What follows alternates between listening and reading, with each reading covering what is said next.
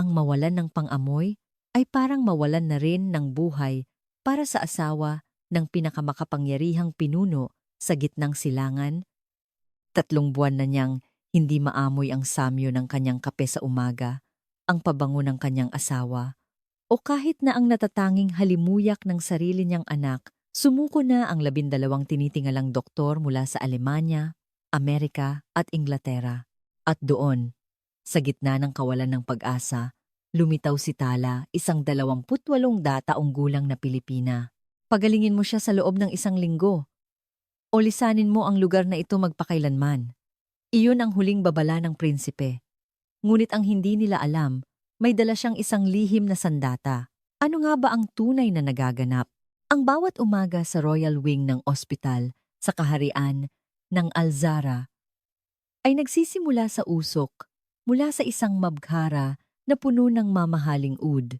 Ang makapal na usok na umaalpas mula sa gintong insensaryo ay marahang gumagapang sa pagitan ng mga marmol na haligi, dahan-dahang pinupuno ang buong silid.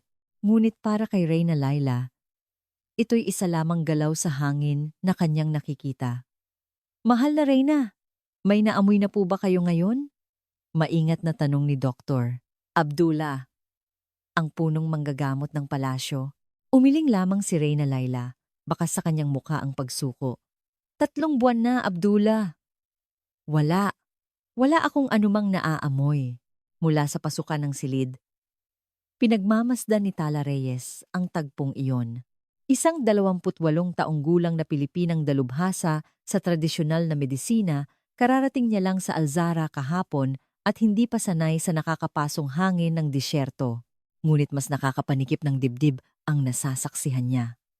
Nagtipon ang pinakamahuhusay na doktor sa mundo, ngunit walang sinuman ang nakapagbalik sa pang-amoy ng Reyna.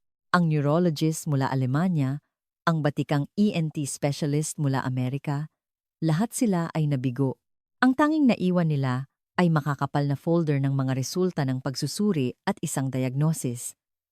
Sanhi, hindi matukoy. Dr. Reyes, maaari na po kayong pumasok, tawag sa kanya ni Dr. Abdullah. Nasa unang bahagi pa lamang ng kanyang 40 taon si Reyna Laila, ngunit dahil sa 3 buwang pagdurusa, mukha siyang mas napagod at tumanda. Siya na dating tinaguri ang pinakamagandang babae sa gitnang silangan. Ngayon ay mga mata na lamang niyang walang buhay ang natitira. Narinig ko'y mula ka sa Pilipinas. Unang nagsalita si Reyna Laila. Walang bahid ng pag-asa sa kanyang boses. Tinig iyon ng isang taong sanay na sa kabiguan. Opo, kamahalan. Ako po si Dr. Tala Reyes. Isa ka na namang espesyalista, hindi ba? Anong pagsusuri naman ang gagawin mo sa akin ngayon? Nag-atubili sandali si Tala. At saka dahan-dahang nagsalita. Higit pa po sa mga pagsusuri, nais ko pong pakinggan ang kuwento ninyo, kamahalan. Bahagyang tumaas ang kilay ni Reyna Laila. Wala pang sinuman ang nagsabi niyon sa kanya. Hindi nagkataon lamang ang pagdating ni Tala sa lugar na iyon. Ang kanyang lolo, si Dr. Mateo Reyes, ay may ugnayan. Sa palasyo 40 taon na ang nakalipas. Ginamot niya noon ang insomnia ng yumaong hari gamit ang acupuncture at aromatherapy. Dahil sa ugnayang iyon, nabigyan ng pagkakataon si Tala. Ngunit hindi pa niya inihayag ang katotohanang ito. Kailangan niya munang makuha ang tiwala ng Reyna. Kailan po nagsimulang hindi kayo makaamoy? Eksaktong 78 araw na ang nakalipas. Paggising ko sa umaga, natigil sa pagsasalita si Reyna Laila. Tila bumalik ang takot ng araw na iyon. Araw-araw akong umiinom ng tsaa sa hardin ng mga jasmine. Pero ng araw na iyon, walang anumang halimuyak. Kahit na nasa tapat na ng ilong ko ang mga bulaklak. Nakita ni Tala ang nanginginig na kamay ng Reyna. Pakiramdam ko, may isang bagay sa loob ko na bigla na lang naputol. Mayroon po bang kakaibang nangyari bago iyon? Halimbawa, nagkasipon po ba kayo o trangkaso? Nagkaroon ako ng matinding trangkaso, mga 1 linggo rin. At noong nakaraang taon, nagpa-opera ako sa aking septum. Tumango si Tala. Post-viral anosmia. Kasaysayan ng operasyon, isang komplikadong pinagsama-samang sanhi. Nang lumingon siya, napansin niyang lahat ng manggagamot ng palasyo ay nakatitig sa kanya. Mga tingin na puno ng pag-aalinlangan, mga ekspresyong nagsasabing isa na namang manggagansyo ang dumating.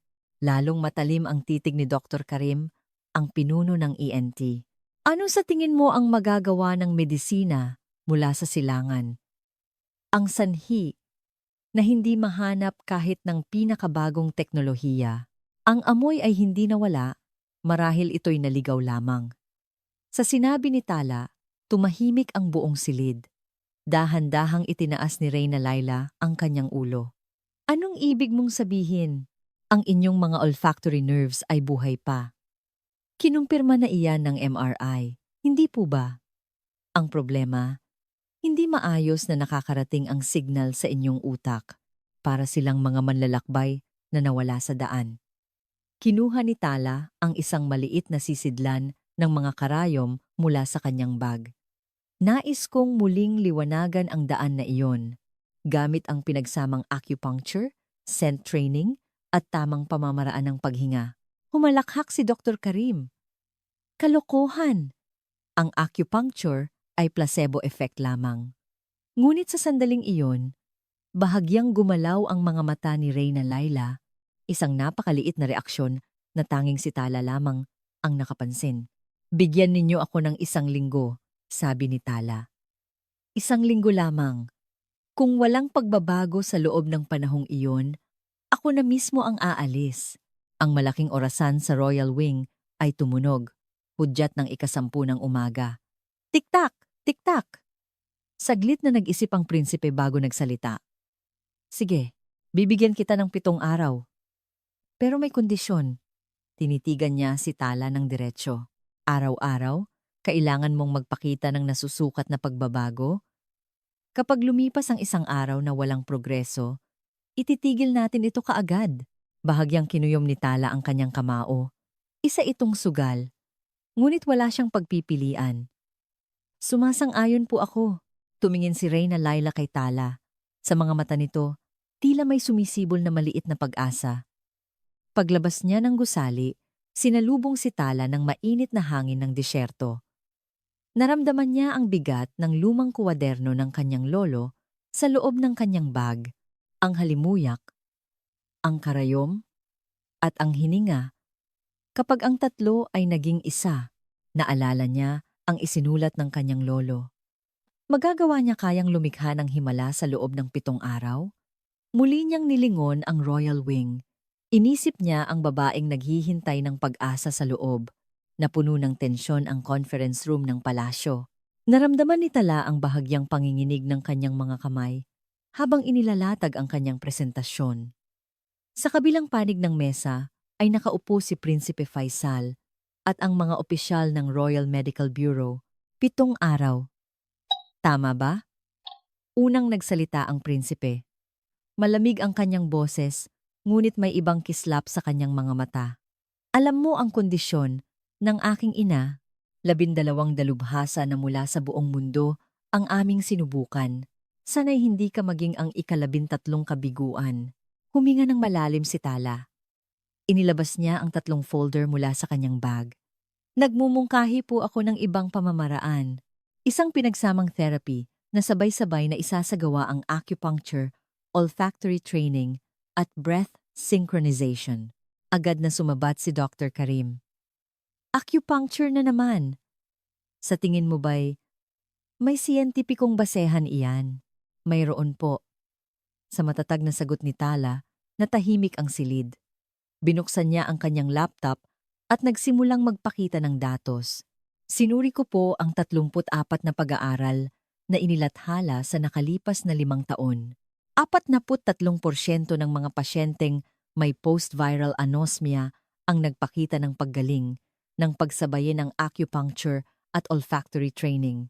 Inayos ni Director Syed, ang pinuno ng bureau, ang kanyang salamin habang tinitingnan ang mga dokumento. Interesante. Ngunit mayroon kaming mahigpit na medical protocol sa palasyo. Ang mga eksperimental na paggamot ay hindi po ito eksperimental. Putol ni Tala. Nagulat ang lahat. Bawal magsalita ng ganoon sa harap ng mga opisyal ng palasyo. Ngunit hindi umurong si Tala. Ito po ay isang sining ng panggagamot na napatunayan na sa loob ng libu-libong taon, ngayon pa lamang nauunawaan ng kanluraning medisina ang mga prinsipyo sa likod nito. Inilipat niya sa susunod na slide. Isang brain scan ang lumitaw sa screen. Ito ay datos na nagpapakita kung paano pinasisigla ng acupuncture ang olfactory cortex, partikular na pinapataas ng mga puntong yintang, bayhuhi, at yingxiang ang daloy ng dugo sa paligid ng ilong. Itinaas ng prinsipe ang kanyang kamay para patigilin siya. Inilatag ni Tala ang inihanda niyang treatment plan, kasama ang isang iginuhit na mapa ng mga acupressure points.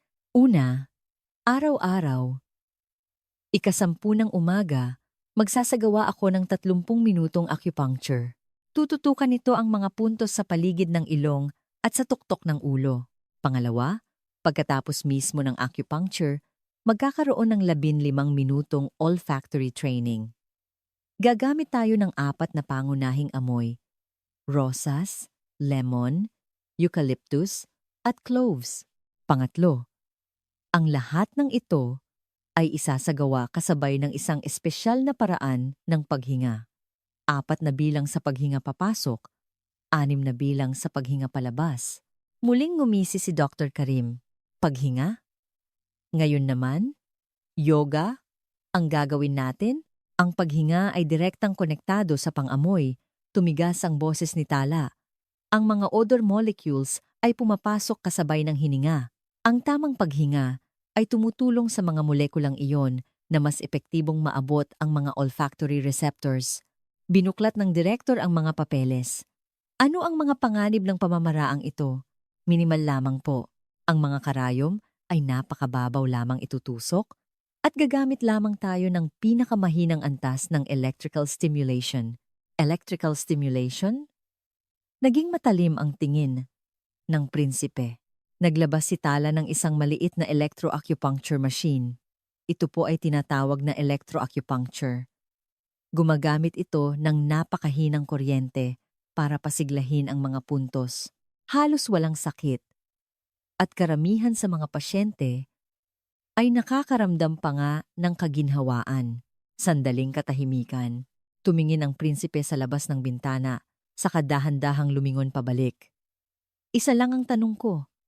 Bakit ka ganyan kakumpiyansa? Nag-atubili sandali si Tala. At saka, natila nagpasya, ay nagsalita. Ang lolo ko po ay narito 40 taon na ang nakalipas. Ang pangalan niya po ay Dr. Mateo Reyes. Biglang nagbago ang ekspresyon ng prinsipe. Isang halo ng pagkagulat at tila pagkaunawa. Mateo Reyes, ang lolo mo ang... Opo. Siya po ang lolo ko. Ginamot niya ang insomnia ng yumaong hari, gamit ang acupuncture at aromatherapy. Nagbulungan ang mga tao sa silid. Agad na tiningnan ni Director Said ang kanyang tablet. May record nga, 1985, 3 buwan siyang nagsilbi bilang bahagi ng Royal Medical Team. Itinaas ng prinsipe ang kanyang kamay para patahimikin sila. Naging komplikado ang kanyang tingin. Kaya pala ikaw ang napili, laging sinasabi ng lolo ko. Kapag ang halimuyak, ang karayom, at ang hininga ay naging isa, doon nangyayari ang himala. Inilabas ni Tala ang lumang kuwaderno. Puno ito ng sulat kamay ng kanyang lolo. Narito po ang mga tala ng panggagamot ng lolo ko. Noong panahong iyon, hindi ito lubos na naunawaan. Ngunit kung titingnan ngayon, kamangha-mangha ang katumpakan nito. Humagikgik si Dr. Karim. Ano naman ang gagawin mo sa isang tala ang 40 taon na ang tanda? Malaki na ang inunlad ng medisina mula noon. Tama po kayo. At iyon ang dahilan kung bakit mas lalo akong nakakasiguro, sagot ni Tala. Dahil ngayon, kaya na nating ipaliwanag ng siyentipiko ang mga prinsipyong ginamit ng lolo ko. Ibinaba ng direktor ang kanyang panulat. Kung aaprubahan namin ito, may mga kondisyon. Kailangan mong magsumite ng nasusukat na datos, araw-araw, heart rate variability, skin conductance, facial expression analysis. Sumasang-ayon po ako at kung may lumitaw na kahit katiting na side effect, ititigil natin ito kaagad. Naiintindihan ko po. Tumayo ang prinsipe. Sumunod na tumayo ang lahat. 7 araw. Eksaktong 168 oras. Magsimula ka bukas, 10:00 ng umaga. Huminto siya sa may pinto. At isa pa, Dr. Reyes, kung magtatagumpay ka, ipagpapatayo kita ng Royal Center for Integrative Medicine. Kung mabibigo ka, hindi po ako mabibigo, matatag na sabi ni Tala. Bahagyang ngumiti ang prinsipe. Saglit na saglit lamang iyon. Paglabas ni Tala sa conference room, naramdaman niyang nanginginig ang kanyang mga binti. Tila nakagawa siya ng isang napakalaking bagay. Sinalubong siya ng katulong na sinura sa pasilyo. Hinihintay po kayo ng mahal na reyna. Nais daw po niyang simulan ang scent training ngayong hapon. Nagulat si Tala. Ang bilis kumalat ng balita. Ang mahal na reyna po mismo ang humiling? Opo. Ito po ang unang pagkakataon na may hiniling siyang isang bagay. Nagsimulang tumibok ng mabilis ang puso ni Tala. Iyon ang sandali kung kailan nagsimulang sumibol ang binhi ng pag-asa. Nasa 2nd basement ang Royal Medical Records Room. Nang buksan ni Tala ang pinto, sinalubong siya ng amoy ng alikabok at ng bigat ng mga dekada. Walang katapusang hanay ng mga file cabinet ang bumungad sa kanya. Heto na. Inabot ni Dr. Farid, isang neurologist, ang isang makapal na folder. Si Farid, sa edad na 65, ay ang pinakamahusay na nagtapos sa Riyadh Medical University. Ngunit bakas sa kanyang mga mata, ang pagod, ang medical records ni Reyna Laila. Narito ang lahat ng resulta ng pagsusuri sa nakalipas na 10 taon. Binuksan ni Tala ang folder. Mula pa lang sa unang pahina, nabigla na siya. Ganito karaming pagsusuri. Oo. 18 MRI pa lang, 23 CT scan, at hindi na mabilang ang mga blood test. May pait sa boses ni Farid. Ngunit lahat ng resulta ay normal. Ibig sabihin, walang anumang problema sa istruktura. Isa-isang binuklat ni Tala ang mga pahina. Huminto siya sa isang partikular na pahina. Nagpa-opera pala siya ng septum noong Marso ng nakaraang taon. Tama. Medyo baluktot ang buto ng kanyang ilong. Naging matagumpay ang operasyon at maayos ang kanyang paggaling. At 2 buwan, pagkatapos noon, nagkaroon siya ng trangkaso. Naging matalas ang tingin ni Tala. Na tila may natuklasan, biglang bumukas ng malakas ang pinto. Pumasok si Dr. Karim. Anong ginagawa ninyo rito? Sino ang nagbigay ng pahintulot na pumasok sa records room? Ang prinsipe po mismo ang nagbigay ng pahintulot. Sagot ni Farid, ngunit humalakhak lamang si Karim. Farid, pati ba naman ikaw ay kakampi na ng isang manggagancho? Nakakadismaya. Hindi po ako manggagancho. Mahinahong sabi ni Tala, kahit na kumukulo na ang dugo niya sa galit. Naghahanap lang po ako ng ibang posibilidad. Posibilidad? Katawa-tawa. Ang tanging lunas sa anosmia ay ang maghintay sa kusang paggaling. Iyan ay batayang kaalaman sa medisina. Tinitigan ni Karim si Tala, lalo na sa post-viral anosmia. Ang pagbibigay ng huwad na pag-asa sa pasyente, tulad ng ginagawa mo, ay halos isang krimen. Saglit na muntik ng panghinaan ng loob si Tala. Ngunit may isang malumanay na boses na sumabat.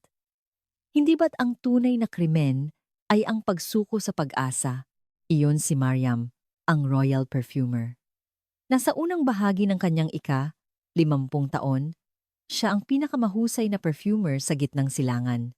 Sa tingin ko, ay kawili-wili ang pamamaraan ni Dr. Reyes. Lalo na ang bahagi ng olfactory training. Naglabas si Mariam ng isang maliit na kahon. Sa loob nito ay may 4 na maliliit na bote. Espesyal ko itong inihanda. Rosas, lemon, eucalyptus, at cloves. Mga pangunahing amoy na nagpapasigla sa iba't ibang uri ng olfactory receptors. Isa-isang binuksan at inamoy ni Tala ang mga bote. Ang mga amoy ay matapang ngunit dalisay. Perpekto, syempre. Para ito sa mahal na Reyna, ngumiti si Mariam. At may isa pa. Gumawa ako ng isang espesyal na timpla mula sa mga paboritong amoy ng Reyna. Naglabas siya ng isa pang bote. Yasmin, oud, bakhua at orange blossom. Ang signature scent ng maharlikang pamilya. Ngumisi si Dr. Karim. Paglalaro ng pabango para lutasin ang isang medikal na problema. Kakatwa, ngunit sinuportahan ni Farid si Tala. Dr. Karim, ayon sa mga bagong pag-aaral, may ebidensya na ang olfactory training ay nagtataguyod ng neuroplasticity. Ang mga pag-aaral na iyan ay hindi pa napatutunayan o baka ayaw mo lang maniwala, sagot ni Farid. Nagkaroon ng tensyon sa pagitan ng dalawang doktor. Sakto namang pumasok ang katulong na si Nura. Hinahanap po kayo ni Reyna Laila Dr. Reyes. Nagmamadaling tumayo si Tala. Bumulong si Nura. Labis na pong nababahala ang mahal na Reyna. Natatakot siyang malaman ng media ang kanyang kondisyon. Mananatili pong lihim ito. Tiniyak ni Tala. Ngunit madilim pa rin ang mukha ni Nura. Para po sa mahal na Reyna, ito na ang kanyang huling pagkakataon. Kung mabibigo po ito, hindi na itinuloy ni Nura ang sasabihin, ngunit alam ng lahat ang ibig niyang sabihin. Muling tiningnan ni Tala ang medical records. Bigla, may napansin siya. Kakaiba. Ang alin? Tanong ni Farid. Sa talaan ng operasyon, mukhang labis ang paggamit ng local anesthetic. At 2 buwan pagkatapos noon, sa panahon ng trangkaso, binigyan siya ng mataas na dosis ng antiviral. Itinaas ni Tala ang kanyang ulo. Kapag pinagsama ang dalawang ito, maaari itong magdulot ng komplikadong pinsala sa olfactory nerves. Nanlaki ang mga mata ni Farid. Kung ganoon, hindi lang simpleng pinsala mula sa virus ang sanhi. Ito ay kombinasyon ng epekto ng operasyon, side effect ng gamot, at ng virus. Sumabat muli si Karim. Haka-haka lang iyan. Wala kang ebidensya. Kung gayon, lilikha tayo ng ebidensya, matatag na sabi ni Tala. Simula bukas, sa proseso ng paggamot, itatala natin ang lahat. Heart rate, skin conductance, kahit na ang brainwaves. Tumango si Mariam. Tutulong ako. Kokontrolin ko ng eksakto ang konsentrasyon at tagal ng exposure sa bawat amoy. Sumali na rin si Farid. At imomonitor ko ang mga pagbabago sa neurological in real time. Naghawak kamay ang tatlo. Si Karim lamang ang nanatiling nakahiwalay, masama ang tingin sa kanila. Magsisisi kayong lahat. Isinara niya ang pinto ng malakas, nag-aalalang nagsalita si Nura. Kung magsusumbong si Dr. Karim sa Medical Bureau, huwag kang mag-alala. Sabi ni Tala na may kumpiyansa sa boses. Patutunayan natin ito gamit ang datos. Inilabas niya ang kuwaderno ng kanyang lolo at binuklat ito. Nahagip ng kanyang mata ang isang nakasulat sa lumang pahina. Ang sining ng panggagamot ay nagsisimula sa tiwala. Tiwala ng pasyente, tiwala ng manggagamot. Niyakap ni Tala ang kuwaderno. Bukas, magsisimula ang unang sesyon. Hindi siya maaaring mabigo. Sa papalalim na gabi sa Royal Wing, may bahagyang amoy ng oud na lumulutang. Hindi ito maamoy ni Reyna Laila, ngunit naramdaman ito ni Tala ang halimuyak ng pag-asa. Ika-6 ng umaga, naglalakad si Tala sa hardin ng palasyo. Lumabas siya para pakalmahin ang sarili bago ang unang sesyon ng paggamot. Malamig ang hangin ng disyerto sa madaling araw, ngunit ang hardin ay puno na ng halimuyak ng mga jasmin. Ang aga mo yata. Boses iyon ni Reyna Laila. Nang lumingon si Tala, nakita niya ang Reyna sa isang wheelchair kasama si Nura. Kamahalan, ayos lang po ba kayo? Hindi ako nakatulog. Mahalaga ang araw na ito, hindi ba? Lumalim ang mga guhit sa ilalim ng mata ni Reyna Laila. Bakas dito ang pag-asa at takot. Huminto ang reyna sa tapat ng isang kumpol ng jasmine. Ang mga puting bulaklak ay kumikinang sa sinag ng umaga. Ito ang paborito kong lugar. Dahan-dahang nagsalita si Laila. Mula pagkabata, dito ako umiinom ng tsaa tuwing umaga. Kasama ang aking ina. Itinaas niya ang kanyang kamay patungo sa isang bulaklak, ngunit huminto ito sa ere. Ngayon, kahit nasa tapat na ng ilong ko, wala akong maamoy. Para bang may salamin sa pagitan namin. Nasaktan ang puso ni Tala. Sa sandaling iyon, na tila may napagdesisyonan, nagsalita si Reyna Laila kung maibabalik lang ang amoy ng jasmine. Handa na akong isuko ang lahat ng iba pa. Sa tindi ng kanyang pagnanais, halos hindi makahinga si Tala. 9:00 ng umaga, bumalot ang tensyon sa conference room ng Medical Bureau. Nakalatag sa mesa ang inihanda ni Tala na plano para sa acupuncture. Ito lang? Kumunot ang noo ni Director Sayid. 14 na puntos lang? Ano ang magagawa nito? Kalmadong ipinaliwanag ni Tala. 6 na lokal na puntos. Yingxiang, Bitong, Yintang, Xiangxing, Sishenkong at Baihui. Direktang konektado ang mga ito sa ilong. Itinuro niya ang isang modelo ng ulo at 8 puntos sa buong katawan. Hegu, Lieke, Zusanli, Sanyinjiao, Taichung, at Fengchi. Teka, sumabat si Karim. Pati electroacupuncture. Gagamitin mo? Delikado ang electrical stimulation, lalo na sa bahagi ng ulo. Gagamit lamang po ako ng napakababang antas. Sagot ni Tala. Mas mababa pa sa 0.02 milliamperes. Halos hindi ito mararamdaman ng pasyente. Kinuha ni Dr. Farid ang kanyang calculator. Sa ganyang kahinang antas, magkakaroon kaya ng epekto? Kailangang magsimula sa mahina. Puno ng kumpiyansa ang boses ni Tala. Ang mga nerbiyos ng reyna ay sensitibo na. Ang malakas na stimulation ay maaaring magdulot ng masamang epekto. Hinalungkat ni Sayid ang mga dokumento. Gaano kalalim ang itutusok? Hindi lalampas sa 3 mm. Ibabaw lamang ng balat ang gagalawin. Ang bawat sesyon ay tatagal ng 20 minuto at hindi lalampas ng 30. Humagikgik si Karim. Ano ang magbabago sa ganyang kahinang pamamaraan? Hindi ba't palabas lang iyan? Tinitigan siya ni Tala ng diretsyo. Minsan, ang mahinang tulak ay mas epektibo kaysa sa malakas na puwersa, tulad ng patak ng tubig na bumubutas sa bato. Sumingit si Mariam. Sinusuportahan ko si Dr. Reyes. Ganoon din sa olfactory training. Ang sobrang tapang na amoy ay maaaring makamanhid ng mga receptor. Ibinaba ng direktor ang kanyang panulat. Saglit siyang nag-isip at saka nagsalita. Sige, kondisyonal na pag-apruba.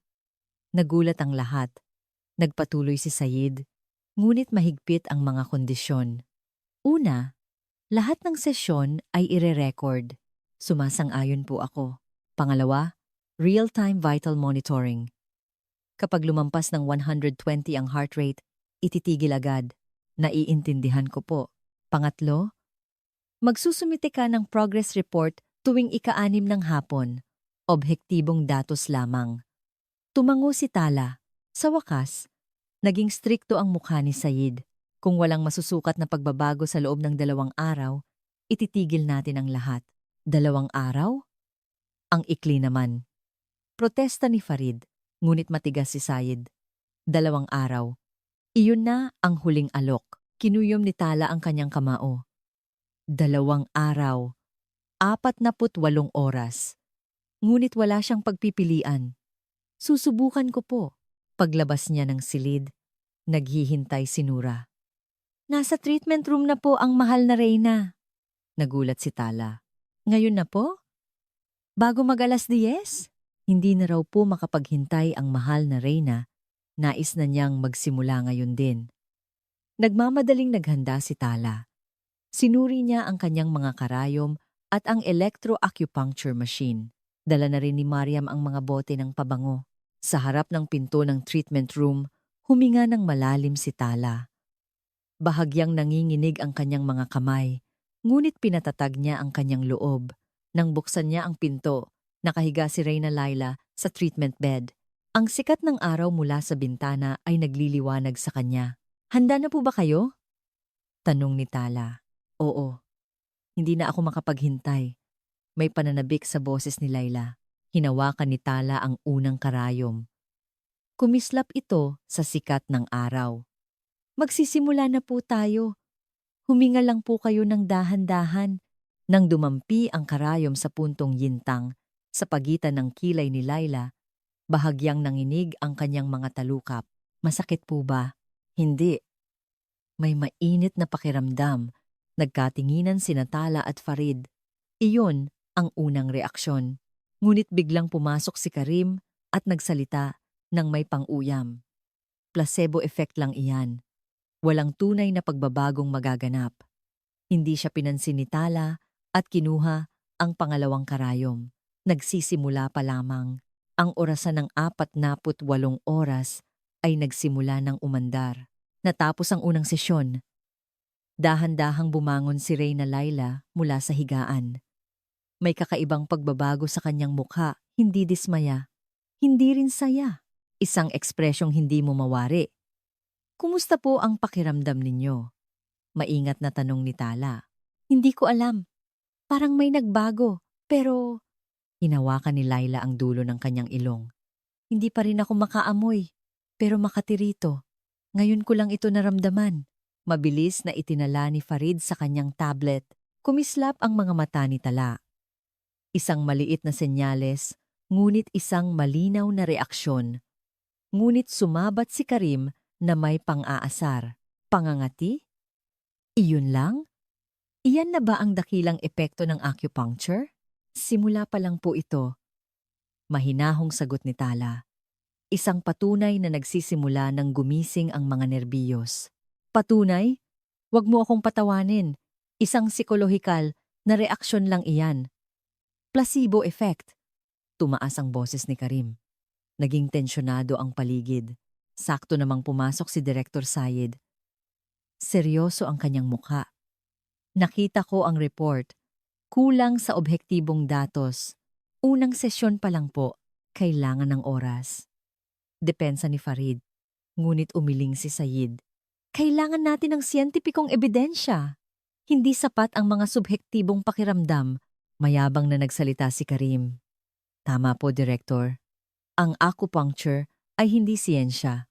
Isa lamang itong pamahiin." Namula ang mukha ni Tala. Muntik na siyang magalit, ngunit huminga siya ng malalim. "Kung gayon, sukatin natin." "Ano ang susukatin natin?" "Lahat. Heart rate variability, skin conductance, brain waves, pati ang mga pagbabago sa ekspresyon ng mukha." Naglabas si Tala ng mga dokumento mula sa kanyang bag. Isang plano na pinagpuyatan niya. "Tingnan ninyo. Maaari nating sukatin ang epekto ng acupuncture sa autonomic nervous system in real time." Sinuri ni Said ang mga papel. Interesante. Pero ang mga kagamitang ito, "Inihanda ko na po," sabi ni Farid. Binuksan niya ang isang malaking kahon. Puno ito ng mga makabagong biosensor, isang HRV monitor, skin conductance sensor, at naglabas siya ng isang maliit na kamera, isang AI facial expression analysis system. Kayang-kaya nitong matukoy kahit ang pinakamaliit na pagbabago sa mukha. Nanigas ang mukha ni Karim. Hindi niya ito inaasahan. Sumali na rin si Mariam. "Ako rin. May inihanda. Isang aparato para itala ng eksakto ang tagal ng exposure sa amoy at ang konsentrasyon nito." Ipinakita niya ang isang maliit na makina. Sinusukat nito ang konsentrasyon ng mga odor molecules sa layong 10 sentimetro mula sa ilong in real time. Tumango si Sayid. "Sige, kung ganito." "Sandali!" sigaw ni Karim.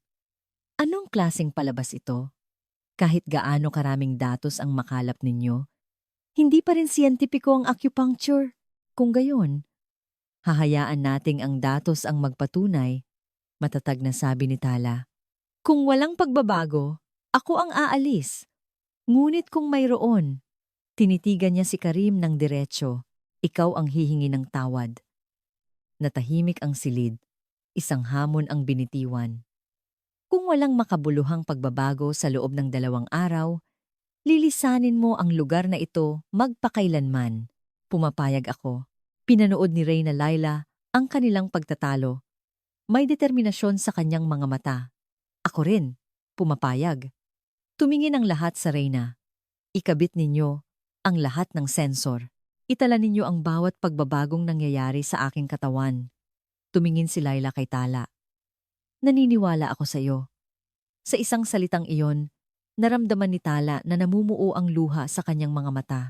Tiwala, ngayon niya naintindihan kung gaano kabigat ang salitang iyon. Ikadalawa ng hapon, nagsimula ang ikalawang sesyon. Ibang-iba na ngayon, may 12 ng sensor na nakakabit sa katawan ni Reyna Laila. Sa monitor, tuloy-tuloy ang paglabas ng datos. Heart rate 72. Stable. Basa ni Farid. Itinurok ni Tala ang unang karayom. Sa puntong bayhoy, sa tuktok ng ulo. Tumaas ang HRV. Senyales ng pag-activate ng parasympathetic nervous system. May pananabik sa boses ni Farid. Pangalawang karayom. Yintang. Pangatlo. Yingxiang. May pagbabago sa skin conductance. Malinaw ang autonomic nervous response. Lumapit si Karim sa monitor, hindi makapaniwala. Nagkataon lang iyan. Ngunit hindi nagsisinungaling ang datos. Patuloy na gumagalaw ang mga graph. Ikinonekta ni Tala ang electroacupuncture machine. Nagsimulang dumaloy ang napakahinang kuryente. Lumabas na ang resulta ng facial analysis. Sigaw ni Mariam. Tumaas ng 13% ang positive emotion index. Nakapikit si Reyna Laila, ngunit bahagyang nakaangat ang sulok ng kanyang mga labi. May nararamdaman ako, bulong niya. Parang sumenya si Tala kay Mariam. Oras na para sa scent training. Unang amoy, rosas. Sa layong 10 sentimetro, may signal ng pag-activate sa olfactory cortex. Itinuro ni Farid ang brainwave monitor. Mahina, pero malinaw. Nagre-react ang utak, namutla ang mukha ni Karim. Gumuho ang lahat ng kanyang pinaniniwalaan, ngunit biglang tumunog ang isang warning alarm. Heart rate! 115! Tumaas! Natarantang sabi ni Farid. Mabilis na inayos ni Tala ang mga karayom. Ginamit niya ang puntong taichong para pakalmahin ito. Nag-stabilize na ang heart rate. Natapos ang sesyon. Mahigit 20 tao ang sumusuri sa datos. Ang buong Royal Medical Team ay nagtipon. Ikalawang araw, ikalima ng madaling araw. Hindi nakatulog si Tala. Patuloy na umiikot sa isip niya ang datos mula kahapon. May malinaw na reaksyon, ngunit hindi pa rin makaamoy ang Reyna. Mabilis na lumilipas ang oras. Binuksan ang pinto ng silid ng pagpapahinga, ang pinakatahimik na lugar sa palasyo. Pinatay ang mga chandelier at tanging malambot na ilaw na lang ang nakabukas. Pumasok si Reyna Laila, mas mukhang pagod ngayon. Nanaginip ako. Isang panaginip na puno ng halimuyak ng jasmine, nanginginig ang boses ni Laila. Paggising ko, wala. Wala na naman. Nasaktan ang puso ni Tala. Ramdam niya ang paghihirap ng Reyna na pabalik-balik sa pagitan ng pag-asa at kawalan nito. Nakahanda na ang mga sensor sa paligid ng higaan. Binuksan ni Farid ang mga monitor habang inayos ni Mariam ang mga bote ng pabango. Hawak ni Nura ang kamay ng Reyna. Gagawin natin ng medyo iba ngayon, sabi ni Tala. Bago ako magtusok, aayusin muna natin ang inyong paghinga. Naglabas siya ng isang metronome. Tik-tak, tik-tak. Umalingaw-ngaw ang isang pare-parehong ritmo, 4 na bilang papasok, 6 na bilang palabas. Dahan-dahan po ninyong sundan. Dahan-dahan po ninyong sundan. Ipinikit ni Laila ang kanyang mga mata at sinimulang ayusin ang paghinga. Noong unay alanganin, ngunit di naglaon ay nakuha niya ang ritmo. Nag-stabilize ang heart rate, bumaba sa 68. Ulat ni Farid. Hinawakan ni Tala ang unang karayom. Kumislap ito sa liwanag ng kandila. Magsisimula po tayo sa yintang. Nang dumampi ang karayom sa balat, nanginig ang talukap ni Laila. Napakababaw lang ng pagkakatusok. Nagsimulang tumaas ang HRV. Senyales ng pag-activate ng parasympathetic nervous system, may sigla sa boses ni Farid. Pangalawang karayom, Bayhuwi. Sa gitna ng tuktok ng ulo, may pagbabago sa brainwaves. Tumaas ang alpha waves. Nag-focus si Tala. Lumipat siya sa si Shenkong. Isa-isa niyang itinurok ang 4 na karayom. At doon, biglang dumaing si Laila. Masakit po ba? Hindi. Parang lumilinaw ang isip ko. Nagkatinginan sina Tala at Farid. Magandang senyales. Sumunod ang paligid ng ilong. Yingxiang at bitong, ang pinakamahalagang mga puntos. Dadampi lang po ng bahagya, bulong ni Tala. Nang tumama ang karayom sa Yingxiang, isang manghang bagay ang nangyari. Tumaas ang temperatura ng balat. 8 degrees Celsius sa paligid ng ilong. Tuwang-tuwang sabi ni Mariam. Ibig sabihin, tumataas ang daloy ng dugo. Ikinonekta ni Tala ang electroacupuncture machine. Napakahinang antas, 0.02 milliamperes. Halos hindi mararamdaman. Sisimulan ko na po ang electrical stimulation. Nagsimulang dumaloy ang mahinang pulso, 2 beses bawat segundo. Napakahina. Nagbago ang ekspresyon ni Laila. Naging payapa. Mainit sa loob ng ilong ko. Iminulat niya ang mga mata at muling ipinikit. Ngayon ko lang ito naramdaman mula sa labas ng pinto. Nanonood si Karim. Ayaw niyang aminin, ngunit kitang-kita niya ang mga pagbabago. Sumenyas si Tala kay Mariam. Oras na para sa scent training. Unang amoy, rosas. Binuksan ni Mariam ang bote, 15 sentimetro mula sa ilong ni Laila. Malayo, ngunit sapat na. Panatilihin po ang ritmo ng paghinga. 4 papasok, 6 palabas. Paalala ni Tala, 10 segundo, 20 segundo, 30 segundo. Tumaas ang aktibidad sa olfactory cortex. Sigaw ni Farid.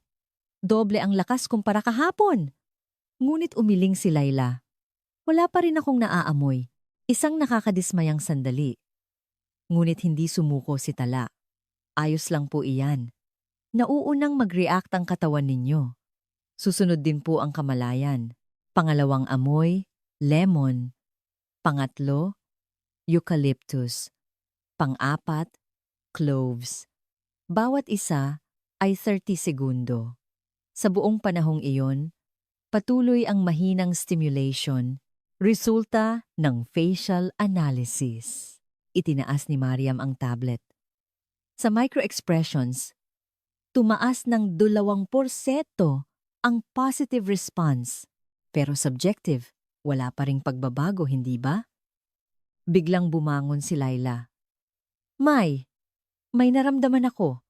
Tumingin ang lahat sa kanya. Sa huling amoy. Isang saglit na mainit na pakiramdam. Iyon po ang cloves, sagot ni Mariam. Natural na may anghang ang amoy niyan. Hinawakan ni Tala ang kamay ni Laila. Yan po ang simula. Nauunang bumalik ang pakiramdam ng temperatura at susunod ang amoy. Talaga? Opo. Patunay po iyan na nagsisimula nang gumising ang inyong olfactory nerves natapos ang sesyon. Dahan-dahang bumangon si Laila. Kakaiba. Hindi ako makaamoy, pero may iba akong nararamdaman. Hinawakan niya ang kanyang ilong. Parang buhay ang lugar na ito. Inayos ni Farid ang datos. Lahat ng panukat ay bumuti. Tumaas ng 10% ang HRV, nag-stabilize ang skin conductance at doble ang aktibidad ng olfactory cortex. Pero hindi pa rin siya makaamoy. Giit ni Karim. Iyon ang pinakamahalaga. Hindi ba? Kailangan po ng oras. Sagot ni Tala. May proseso ang muling pagkonekta ng mga nerbiyos. Pumasok ang prinsipe.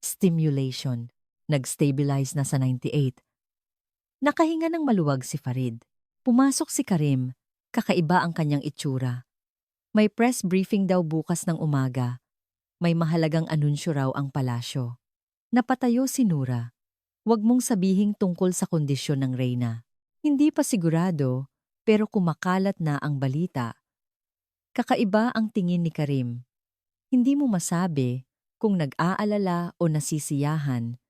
Kinuyom ni Tala ang kanyang kamao. Kaunti na lang ang oras. At dumagdag pa, ang problemang ito, kailangan nating taasan ang konsentrasyon. Biglang sabi ni Mariam. Kailangan nating itaas ng 3 beses ang konsentrasyon ng amoy para magkaroon ng sapat na stimulation. Delikado iyan. Maaaring mag-overload ang sistema niya, tutol ni Farid. Ngunit desidido si Mariam. Gagawin natin ng dahan-dahan. 10% bawat pagtaas. Nag-isip si Tala. Susugal ba siya o maniniguro? Nagsalita si Laila. Gawin ninyo. Kamahalan. Hindi na ako makapaghintay. Bukas na ang huli, hindi ba? May determinasyon sa kanyang mga mata. Muling kinuha ni Nura ang liham. Ngayon, nagsulat siya ng walang pag-aalinlangan. Naniniwala ako sa himala, sa araw na muling makaamoy ang ating Reyna. Lumalalim na ang gabi. 12 oras na lang ang natitira. Ang huling laban ay nalalapit na. 3 araw, 4 ng madaling araw. Nagpuyat si Tala sa treatment room. Ang monitor ay puno ng datos mula sa nakalipas na 2 araw. May malinaw na pag-unlad, ngunit hindi pa rin makaamoy ang Reyna. 6 na oras na lang ang natitira. Pumasok si Farid na may dalang kape. Hindi ka natulog. Hindi ako makatulog. Pakiramdam ko, may nakaligtaan ako. Muling sinuri ni Tala ang datos. May napansin siyang isang pattern. Tingnan mo ito. Kapag ikinonekta ang electroacupuncture sa pagitan ng Yintang at Xiangxing, doon pinakamalakas ang reaksyon. Tiningnan ni Farid ang screen. Oo nga. Pero, napakahina ng kuryente. Taasan kaya natin ng kaunti? Nagkalkula si Tala. 0.03 milliamperes. Napakaliit na pagtaas. 6 ng umaga, pumasok si Reyna Laila. Mas determinado ang kanyang mukha kaysa kahapon. Handa na ako. Dahil huli na ito ngayon, gawin ninyo ang lahat. Naglabas si Mariam ng mga bagong bote ng pabango. 30% na mas mataas ang konsentrasyon kaysa kahapon. Dahan-dahan nating itataas. Magsimula tayo sa 10%.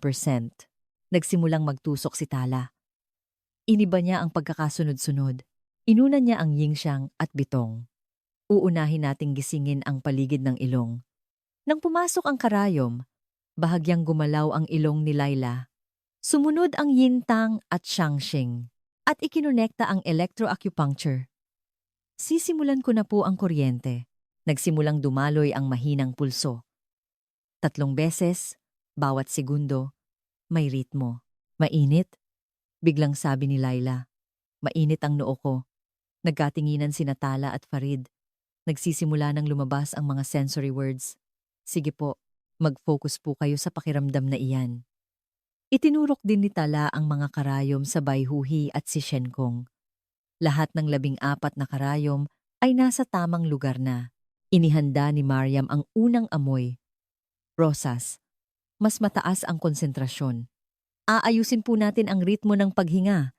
4 papasok, 6 palabas. Dahan-dahang huminga si Laila. Nagsimulang mag-synchronize ang pulso ng kuryente at ang kanyang paghinga. Lumabas na ang resulta ng facial analysis. Hawak ni Nura ang tablet.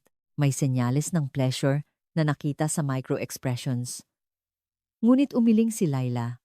Wala pa ring amoy. Nakakadismaya, ngunit hindi sumuko si Tala. Pangalawang amoy, lemon. Itinaas sa 20% ang konsentrasyon. Maasim na pakiramdam. Nanlaki ang mga mata ni Laila. Hindi amoy, pero may maasim na pakiramdam. Nagsisimula nang magkonekta ang panlasa at pang-amoy. Magandang senyales. Nanonood si Karim mula sa pintuan. Komplikado ang kanyang ekspresyon. Ayaw niyang maniwala, ngunit hindi niya maikakaila ang mga pagbabago. Pangatlong amoy, eucalyptus. 30% na ang konsentrasyon. Malamig. Hinawakan ni Laila ang kanyang ilong. Malamig sa loob ng ilong ko. Parang mint. Tumibok ang puso ni Tala. Isa-isang bumabalik ang mga pandama. Huli, cloves. Ang pinakamatapang na amoy. Biglang bumahing si Laila. Isang maliit na bahing, ngunit nagulat ang lahat. 3 buwan na siyang hindi bumabahing. Naiiyak na sabi ni Nura. Itinaas ni Tala ang lakas ng kuryente ng bahagya. 0.04 milliamperes. Susubukan na po natin ang mga espesyal na amoy. Inilabas ni Mariam ang pabango ng maharlikang pamilya. Jasmine, huminga ng malalim si Laila. 1, 2, 3. May luhang pumatak mula sa kanyang mga mata. May, pamilyar, mula sa malayo, napakahina. Ano po ang nararamdaman ninyo? Parang bulaklak. Matamis, pero presko. Kahit hindi pa perpekto, malinaw na nagsisimula na siyang makadetect ng amoy. Kinumpirma ni Farid ang datos. Tumaas hanggang 70% ang aktibidad ng olfactory cortex. Lumapit si Karim. Gumaan na ang kanyang mukha. Kamangha-mangha ito. Ito ang unang beses na umamin siya. Pumasok ang prinsipe. Tiningnan niya ang orasan at nagtanong, "May progreso ba?" Nagsisimula na pong makilala ng mahal na reyna ang katangian ng mga amoy. Sagot ni Tala. Hindi pa malinaw na amoy. Pero, ipagpatuloy ninyo. May pag-asa sa boses ng prinsipe. Sinubukan nila ang amoy ng oud, ang simbolo ng palasyo. Ipinikit ni Laila ang kanyang mga mata. Nag-concentrate. Kahoy, usok, at iminulat niya ang mga mata. Parang mainit na pampalasa. Eksakto. Inilarawan niya ang katangian ng oud. Pinigil ng lahat ang kanilang hininga. Isang himala ang nagaganap. Ngunit patuloy na umandar ang orasan. 3 oras na lang bago ang press briefing, 9:00 ng umaga. 1 oras na lang bago ang press briefing. Ang press room ng palasyo ay puno na ng mga mamamahayag, ngunit sa treatment room, nagaganap ang huling pagsubok. Isinugal na ni Tala ang lahat. Itinaas niya ang lakas ng kuryente sa 0.05 milliamperes. Isang antas na maaaring mapanganib, ngunit wala ng oras. Kamahalan, medyo iba po ito ngayon. Tiningnan ni Tala si Laila. Maaaring lumakas ang stimulation, pero tiisin niyo po sana. Tumango si Laila. May katapangan sa kanyang mga mata. Inilabas ni Mariam ang pinakamataas na uri ng oud. Isang kayamanan ng palasyo. Itinaas din niya ang konsentrasyon sa 50%. 100 taong gulang na oud ito. Paborito ng yumaong hari. Pumasok ang prinsipe sa silid. Tiningnan niya ang orasan, hindi mapakali. Wala na tayong oras. Kailangan ninyong magpakita ng resulta. Huminga ng malalim si Tala. Lahat ng karayom ay nasa tamang lugar. Patuloy ang pulso ng kuryente. Simulan na po ang exposure sa amoy. Inilapit ni Mariam ang bote ng oud sa ilong ni Laila. 5 bote ng pulso, 10 sentimetro ang layo. 1 segundo, 2. Biglang nanlaki ang mga mata ni Laila. Umatras urong ang kanyang ilong. Ah! Napasigaw siya ng bahagya. May! Parang kuryente. Sa dulo ng ilong ko, pinigil ng lahat ang kanilang hininga. Kumakabog ang puso ni Tala. Ipagpatuloy niyo po. Mag-focus po kayo. Sinuri ni Farid ang monitor. Aktibidad ng olfactory cortex, 90%! Halos normal na! Ipinikit at iminulat ni Laila ang kanyang mga mata. Muling gumalaw ang kanyang ilong. Nararamdaman ko. May tunay akong nararamdaman. Lumapit ang prinsipe. Ano po ang nararamdaman ninyo, Ina? Ibinuka ni Laila ang kanyang bibig at muling isinara. Naguluhan ang kanyang mukha. Ito'y Ito'y namuo ang luha sa kanyang mga mata. Hindi ko alam, nararamdaman ko, pero hindi ko masabi kung ano ito. Biglang tumahimik ang silid. Isang sandali ng pagtatagpo ng pag-asa at kabiguan, mabilis na lumapit si Tala. Ayos lang po iyan.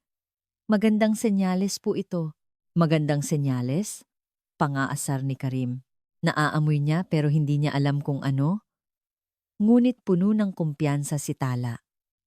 Nahiwalay po ang pandama sa wika. Gumana na po ang nerbiyos. Pero hindi pa kumokonekta sa alaala. Sumang-ayon si Farid. Tama!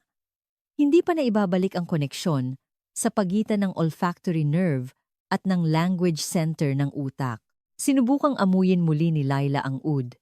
Inilapit niya ang ilong at huminga ng malalim. Isang bagay na malalim, mabigat, pero mainit. Umiyak siya. Hindi ko talaga alam kung ano ito, pero miss na miss ko ito. Isang bagay na miss ko. Hinawakan ng prinsipe ang kamay ng kanyang ina. Uod po iyan, ina. Ang paboritong amoy ni ama. Nagulat si Laila. Oud! Oud! Paulit-ulit niyang sinabi. Ngunit tila hindi magkonekta ang salita at ang amoy. Pumasok si Director Sayid. 30 minuto na lang bago magsimula ang briefing, kaunti pa pong oras, pakiusap ni Tala. Nagsisimula na po ang koneksyon. Bigyan niyo pa po kami ng kaunting oras. Mabilis nilang sinubukan ang ibang amoy. Jasmine, rosas, lemon. Sa bawat isa, nag-react si Laila. Gumagalaw ang ilong, nagbabago ang mukha. Pero matamis, maasim. Hindi ko maalala ang pangalan. Ramdam ang kanyang pagkadismaya. Iniba ni Tala ang pattern ng kuryente. Mas mabilis na pulso. Susubukan kong i-stimulate ang language center. Nagdagdag siya ng karayom sa puntong Feng Chi, sa likod ng leeg. Ngayon, isa pa pong beses, inilapit ni Mariam ang jasmine. Ang paboritong amoy ng Reyna. Huminga ng malalim si Laila. Isa, dalawa, tatlo. Nanginginig ang kanyang mga labi. Ja, pinigil ng lahat ang kanilang hininga. Jas. Min? Hindi sigurado ang pagbigkas, ngunit malinaw na sinabi niya ang Jasmine.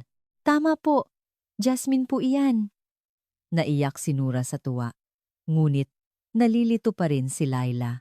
Jasmine ba talaga? Hindi ako sigurado. Naaamoy niya pero naintindihan ni Tala.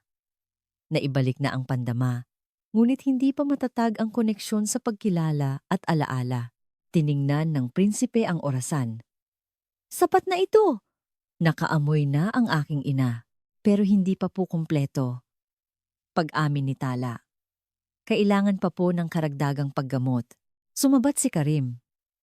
Kung gayon, hindi ba't kabiguan pa rin ito? Kung naaamoy niya, pero hindi niya alam kung ano. Hindi! Malakas na sabi ni Laila. Nakaamoy ako. Sa unang pagkakataon sa loob ng 3 buwan. Kahit hindi ko alam kung ano ito, nakaamoy ako. Tumingin siya kay Tala. Salamat. Maraming salamat. Dumating na ang oras ng briefing. Kailangang magdesisyon ng prinsipe. Natapos ang press briefing. Isang malabong pahayag lamang ang ibinigay ng prinsipe na bumubuti na ang kalusugan ng Reyna. Hindi nasiyahan ang mga mamamahayag, ngunit pansamantalang naiwasan ang krisis. Ngunit ang tunay na krisis ay ngayon pa lang magsisimula. Ika-1 ng hapon, ipinatawag ang isang emergency meeting ng Royal Medical Bureau. Pumasok si Karim na may dalang makapal na folder. May ngiti ng tagumpay sa kanyang mukha. Narito ang ebidensya. Ibinaba niya ang mga papeles sa mesa, 20 pag-aaral na sumusuporta sa teorya ng natural recovery.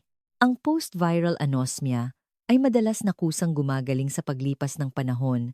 Nanigas ang mukha ni Tala. Patuloy na umatake si Karim. Ang pagbuti ng kondisyon ng Reyna ay hindi dahil sa acupuncture. Bahagi lamang ito ng natural na proseso ng paggaling. Tiningnan ni Director Sayid ang mga papel. Naging seryoso ang kanyang mukha. Isang interesanteng punto. May posibilidad nga. Kalokohan! Sumabat si Farid.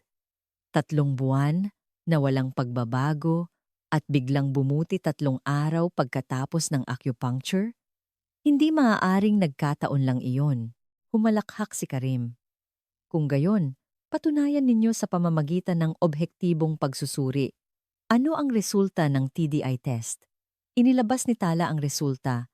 Nanginginig ang kanyang kamay. Ang TDI ay ang standard na pagsusuri para sa olfactory function. Ang threshold ay tumaas mula 12.5 patungong 14.5. Ang discrimination naman ay bumuti mula 9.5 patungong 11. At ano naman? Ano ang normal na range? Tanong ni Karim. Kinagat ni Tala ang kanyang labi. Ang normal ay 30 pataas. Tama, hindi ba? Malayo pa. At sa estadistika, hindi pa ito significant. Ang pagbabagong ito ay nasa loob lang ng margin of error. Walang kabuluhan. Sa medikal na aspeto, tumingin si Karim sa mga miyembro ng board. Mukhang tama si Dr. Karim. Dapat na nating pag-isipan ang pagtigil sa protocol. Gumuho ang mundo ni Tala. Tila tapos na ang lahat. Sakto namang pumasok si Reyna Laila sa silid, kasama si Nura. Ako mismo ang nais magsalita. Nagulat ang lahat sa kanyang biglaang pagdating. Kamahalan, dito po ay tungkol sa aking paggamot ang pinag-uusapan, hindi ba? Bilang pasyente, hindi ako maaaring mawala. Tinitigan ni Laila si Karim. Hindi numero ang basihan ng lahat. Malinaw na may nagbago sa akin. Subhektibong pakiramdam lamang po iyan, kamahalan. Magalang, ngunit matatag na sabi ni Karim. Ang medisina ay nagsasalita sa pamamagitan ng obhektibong datos. Sumenya si Laila kay Mariam. Naglabas si Mariam ng mga bote ng pabango. Kung gayon, ipapakita ko sa inyo. Inamoy ng Reyna ang unang bote. Ito ay matamis at presko. Parang bulaklak. Rosas? Tama siya. Kahit hindi sigurado tumama siya. Pangalawang bote, maasim at presko. Citrus. Lemon? Tama ulit. Ngunit hindi ito tinanggap ni Karim. Sinwerte lang. 50% ang tsansa. Naglabas pa ng datos si Tala. Tingnan ninyo ang brainwave scan. Patuloy na tumataas ang aktibidad ng olfactory cortex. Pero hindi pa rin normal na antas, hindi ba? Nagpatuloy ang debate. Lumipas ang oras. Itinaas ng prinsipe ang kanyang kamay para patahimikin sila. Batay sa lahat ng datos, ang HR, skin conductance, EEG, at ang mga pagtatangka sa scent identification, bibigyan ko pa kayo ng karagdagang 14 na oras. Simula ngayon, kabuang 28 oras. Ngunit, kung walang karagdagang pag-unlad hanggang mamayang gabi, ititigil natin ito kaagad. Kinuyom ni Tala ang kamao. May isa po akong hiling. Ano iyon? Pahintulutan po ninyo ako na magsagawa ng isang espesyal na sesyon ngayong gabi. Nais kong subukan ang isang huling paraan. Tumutol si Karim. Delikado iyan. Pagod na ang Reyna. Baka mapuwersa siya. Ayos lang ako. Matatag na sabi ni Laila. Gusto kong ituloy hanggang sa huli. Nag-isip sandali ang prinsipe at tumango. Sige, ngunit may kondisyon. Itinuro niya si Karim. Dr. Karim, kailangan mo ring manood. Obserbahan mo ang buong proseso at mag-ulat. Mayabang na ngumiti si Karim. Siyempre, gusto kong personal na masaksihan ang kanyang kabiguan. Tinitigan siya ni Tala. Kumukulo ang dugo niya, ngunit pinigilan niya. Pagkatapos ng meeting, nagtungo si Tala sa treatment room. Sumunod si Farid. Kaya pa ba natin? Napakaikli ng oras. Kailangan nating humanap ng paraan.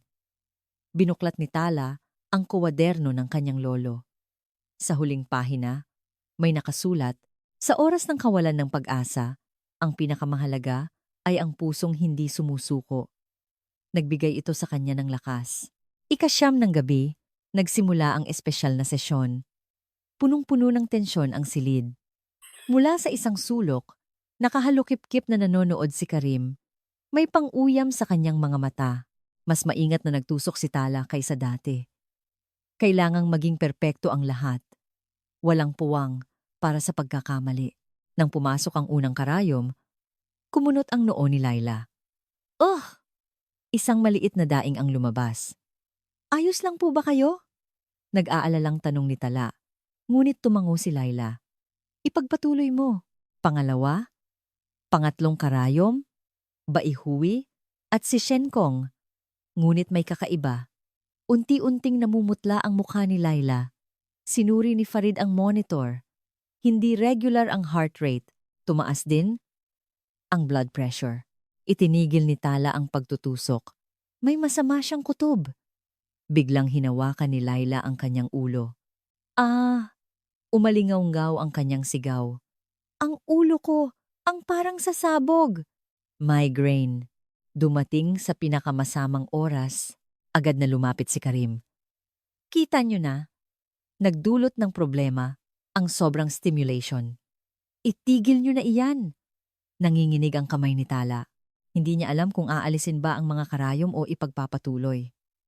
Kumuha kayo ng pain reliever, sigaw ni Farid. Nagmamadaling kumuha ng gamot si Nura. Ngunit itinaas ni Laila ang kanyang kamay para pigilan ito. Wag. Kung iinom ako ng gamot, hihina ang mga pandama ko. Nanginginig ang kanyang boses sa sakit. Lumuhod si Tala sa tabi ni Laila. Kamahalan, kailangan po nating itigil. Hindi po ninyo dapat pilitin ang sarili. Hinawakan ni Laila ang kamay ni Tala. Malamig ito, ngunit mahigpit ang hawak.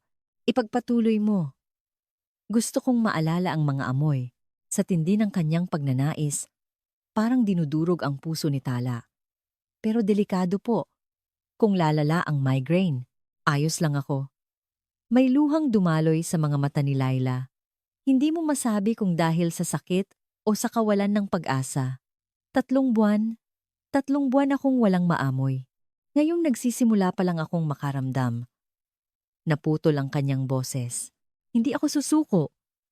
Kahit mamatay ako, hindi ako susuko, sinabi ni Karim sa direktor. Labag ito sa medical ethics. Nasa panganib ang pasyente, pero pinagpapatuloy pa rin. Nag-aalala rin si Sayid. Dr. Reyes, mukhang kailangan na talagang itigil, nag-isip si Tala. Ang tungkulin niya bilang doktor na protektahan ang pasyente laban sa desperadong hiling ng pasyente.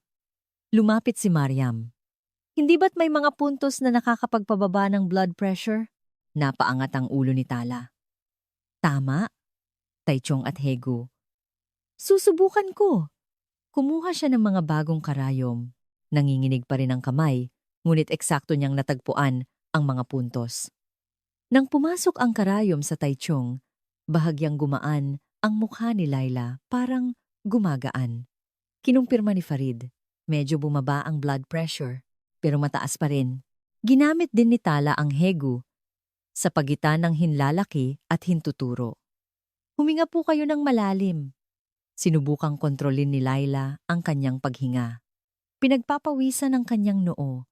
Nang nangpakandi ng pangmanyo, lumipas ang 10 minuto. Tila humuhupa na ang migraine. Subukan na po natin ang amoy? Maingat na tanong ni Tala. Tumango si Laila. May sakit pa rin sa kanyang mga mata, ngunit hindi na bali ang kanyang determinasyon. Nagsimula si Mariam sa pinakamahinang amoy. Lavender, na may epektong pampakalma. Dahan-dahang huminga si Laila. Malambot, nakakaginhawa, isang maliit na progreso, ngunit isang mahalagang sandali. Ngunit may pang-uyam na sinabi si Karim. Bigo na rin naman. Nagdulot pa kayo ng migraine. Bukas ng umaga, tapos na ang lahat. Tinitigan siya ni Tala. Kumukulo ang dugo niya, ngunit kailangan niyang mag-focus kay Laila. Kamahalan, hanggang dito na lang po muna tayo.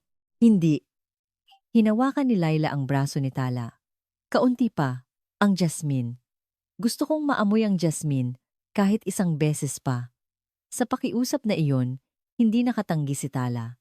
Inilapit niya ang Jasmine, napakababa ng konsentrasyon. Ipinikit ni Laila ang kanyang mga mata at huminga ng malalim. Isa, dalawa, tatlo, isang bahagyang ngiti ang sumilay sa kanyang mga labi. Isang maliit na bulong. Pinigil ng lahat ang kanilang hininga. Lagpas na ng hating gabi. Nag-iisa si Tala sa treatment room. Ang monitor ay puno ng datos. May sagot dito. Siguradong may nakaligtaan ako. Pumasok si Farid na may kape. Namumula rin ang mga mata. May nahanap ka? Wala pa. Pero itinuro ni Tala ang screen. May kakaibang pattern. Sa mga sandaling nakakadetect ng amoy si Reyna Laila. Pinalaki niya ang graph. Sa isang partikular na bahagi lang lumalabas ang reaksyon. Kapag humahaba, ang paghinga niya palabas.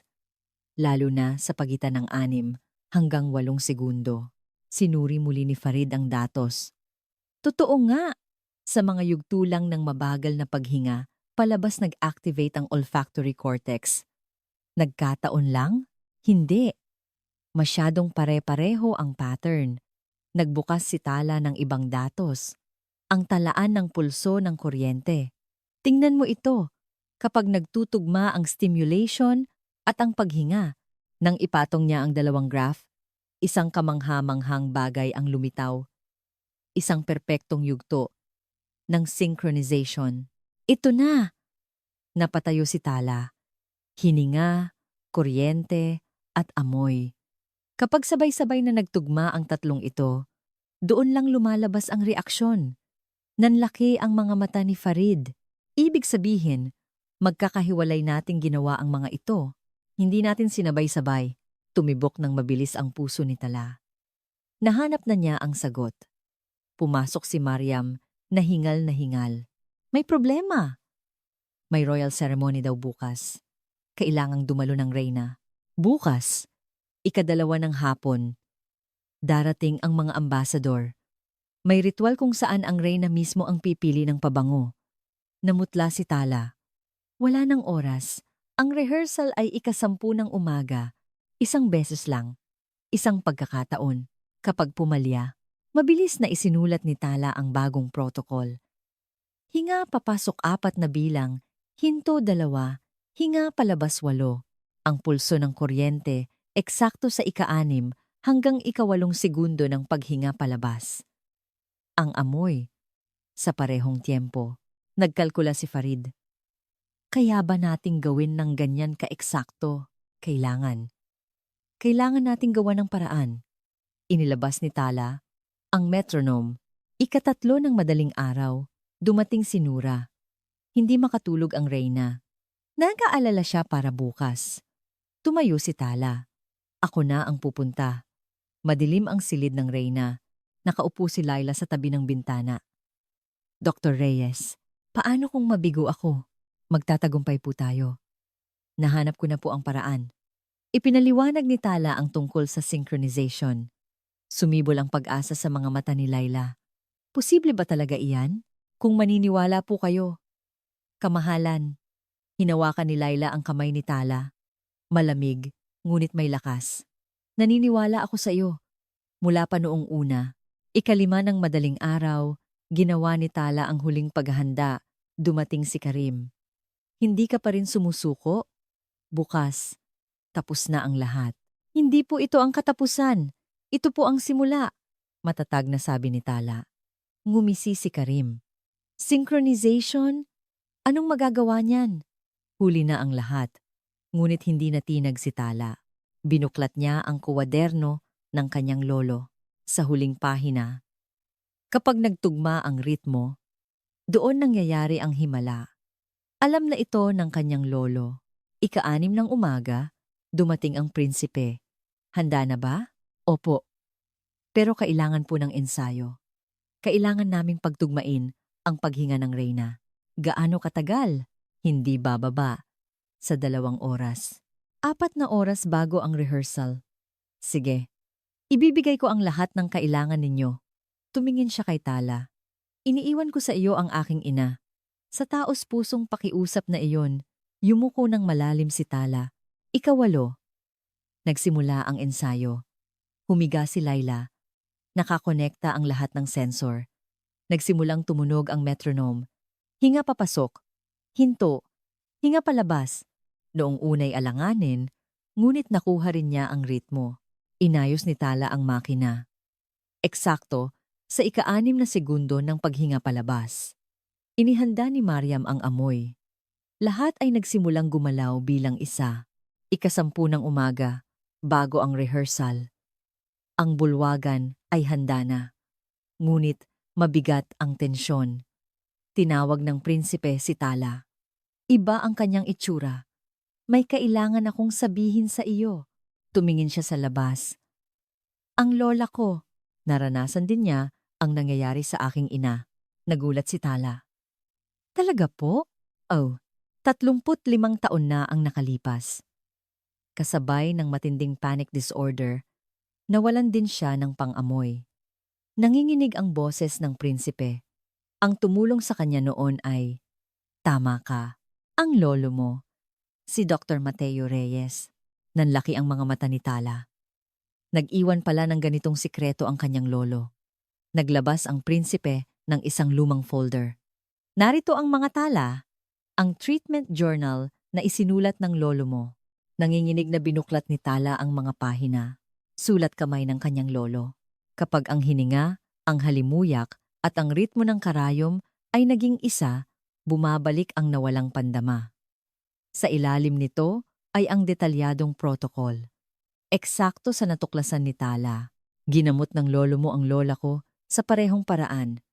Ngunit itinago ito ng palasyo. Hindi nila maaaring ipakita ang kahinaan ng pamilya. At ngayon, nangyari ulit ito at nandito ka.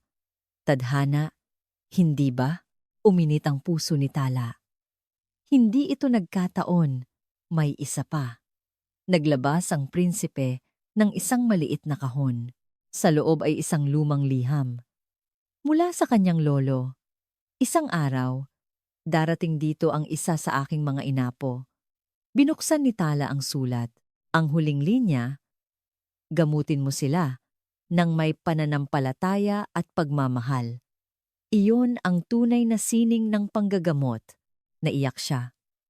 Ang mensahe ng kanyang lolo ay tumawid sa 35 taon. Pumasok si Karim. Oras na para sa rehearsal. Tumayo ang prinsipe. Ngayon, ibinibigay ko ang lahat ng kapangyarihan kay Dr. Reyes. Gawin mo ang lahat ng kailangan. Kamahalan! Sigaw ni Karim. Masyadong delikado. Walang kabiguan, matatag na sabi ng prinsipe. Naniniwala ako sa kanya. Naniniwala ako sa pamana ng kanyang lolo.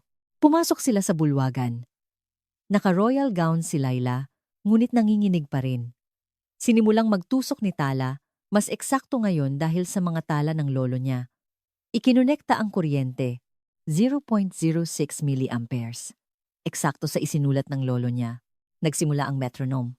Sinimulan ni Laila ang paghinga. Unang amoy, rosas. Eksakto sa ika-6 na segundo, sabay ang kuryente at ang amoy. Gumalaw ang ilong ni Laila. Rosas. Malinaw. May kumpiyansa. Tagumpay. Bulong ni Farid. Jasmine. Oud. Lahat ay tama niyang nakilala. Jasmine. Ang amoy ni inay. Oud. Paborito ng asawa ko. Umiyak siya sa tuwa. Maging si Karim ay natulala. Hindi maikakailang ebidensya. Lumapit ang prinsipe. Ina, naamoy niyo po talaga? Oo anak. Malinaw. Tumingin si Laila kay Tala. Salamat. Naging perpekto ang rehearsal. Ang tunay na seremonya na lang ang natitira, 2 ng hapon. Puno ang bulwagan ng mga ambasador. Sa backstage, ginawa ni Tala ang huling paghahanda. Nakaupo si Laila sa harap ng salamin, suot ang korona. Nanginginig pa rin. Gawin niyo lang po, tulad ng sa rehearsal. Sabi ni Tala, muling itinurok ang mga karayom, maingat dahil sa korona. Ang kuryente, ang paghinga, unang amoy, Jasmine. Sumilay ang ngiti sa labi ni Laila. Jasmine. Ang tamis ng pulot na may halong hamog ng umaga. Inilarawan niya ito. Sumunod, ud, malalim at misteryoso. Ang init ng kahoy at ang bigat ng usok. O dito, sigurado ako, kinumpirma ni Farid ang datos. Normal na ang aktibidad ng olfactory cortex. Isang kumpletong paggaling, binuksan ang pinto. Mahal na Reyna, oras na po. Tumayo si Laila. Maingat na inalis ni Tala ang mga karayom. Papasok sa bulwagan, bumulong si Laila. Naaamoy ko ang lahat ng amoy sa bulwagang ito. Tumayo ang 500 bisita, umakyat si Laila sa entablado. Ayon sa tradisyon, pipili siya ng pabango. 3 gintong bote. Nilapitan niya ang una, inamoy. Hindi ito. Ang pangalawa, nilagpasan din. Sa pangatlo, nagliwanag ang kanyang mukha. Rose water. Tama. Itinaas niya ang bote. Ngayon, nais kong ibahagi ang halimuyak ng rosas. Simbolo ng pag-ibig at pagkakaisa. Nagpalakpakan ang lahat. Bumalik na ang kanilang Reyna. Nanood si Karim mula sa isang sulok, gulong-gulo ang isip. Hindi makapaniwala, ngunit hindi rin maikaila. Pagkatapos ng seremonya, hinanap ni Laila si Tala. Kumusta po? Perpekto. Buhay ang lahat ng amoy. Hinawakan niya ang kamay ni Tala. Nagawa mo. Nagawa po natin. May luhang namuo sa kanyang mga mata. Ngayon, maaamoy ko na ulit ang mundo. Ang buhok ng anak ko, ang pabango ng asawa ko. Tapos na. Tapos na ang 3 buwan sa impyerno. Naiyak na rin si Tala. Lumapit ang prinsipe. Gaya ng ipinangako ko, itatayo natin ang Royal Center for Integrative Medicine. Hindi. Simula pa lang ito. Ang binhing itinanim ng lolo mo, pinamulaklak mo. Ngayon, oras na para mamunga ito. Gabi. Sa pagdiriwang, lumabas si Tala sa hardin. Lolo, nagawa ko po. Umihip ang hangin, nagkalat ang mga talulot ng jasmine. Tila sagot mula sa kanya. 1 linggo ang lumipas. Puno ng media ang press room. Inanunsyo ng prinsipe. Ngayon, isang bagong simula para sa kaharian ng Alzara. Hinawi niya ang kurtina. The Royal Center for Integrative Medicine, kung saan nagtatagpo ang tradisyon at modernidad. Umakyat sa entablado si Karim. Nagkamali ako. Isang kasalanan ang nagawa ko. Natahimik ang lahat. Ako ang naglabas ng impormasyon sa media. Isang nakakagulat na pag-amin. Gusto kong mabigo si Dr. Reyes. Ayaw kong aminin na mali ako. Bilang doktor, bilang tao, bigo ako. Lumuhod siya. Humihingi ako ng tawad. Itinaas niya ang isang bagong guideline.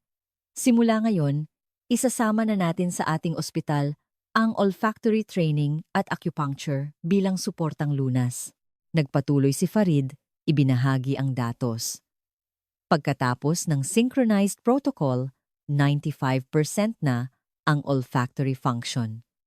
Nagulat si Mariam tungkol sa pag-aaral sa koneksyon ng amoy at alaala. Tumayo si Tala sa mikropono. Hindi po kami gumagawa ng amoy. Nililiwanagan lang po namin ang daan ng alaala. Ibinabalik ang nawalang koneksyon. Ngayon ko lang naintindihan ang ginawa ng lolo ko. 25 taon na ang nakalipas. Ang paggamot ay hindi lang pag-alis ng sintomas. Ito ay pagpapagaling ng isang tao. Umakyat si Reyna Laila. Ako, bilang nakaranas nito, sa 3 buwan ng kadiliman, nakahanap ako ng liwanag. Ang liwanag na iyon ay pag-asa. Hindi lang amoy ang ibinalik sa akin ni Dr. Reyes. Ibinalik niya ang aking buhay. Ngayon, naaamoy ko na ang kape sa umaga, ang mga bulaklak at ang pinakamasaya sa lahat. Ngumiti siya. Naaamoy ko na ang amoy gatas ng aking apo. Pagkatapos, sa bagong center, tinanong ni Nura si Tala, babalik na po ba kayo sa Pilipinas? Hindi. Dito ako magpapatuloy ng pag-aaral. Ang binhi na itinanim ni Lolo ay nag-ugat na. Kailangan kong bantayan hanggang sa mamunga. Nang gabi, Sa isang international research briefing, inanunsyo ang isang multi-center trial para sa protocol. Muli, sa hardin, nakita ni Tala si Laila. Gabi-gabi ako rito para damhin ang amoy. Pero minsan, natatakot ako. Baka mawala ulit. Ipinatong ni Tala ang kanyang kamay sa balikat ni Laila. Hindi na po iyan mangyayari. Dahil ngayon, alam na natin ang paraan. Magkatabi silang dalawa, inaamoy ang jasmine. Dr. Reyes. Gumawa ka ng himala, umiling si Tala. Hindi po himala. Bunga po ito ng siyensya at pagmamahal. Ngumiti si Laila. Hindi ba't yun mismo ang himala? At sa huli, tahimik na nagtanong si Tala sa kanyang sarili para sa lahat ng nakikinig. Kung kayo, anong pandama ang nais ninyong gisingin at ano ang una ninyong pagtutugmain?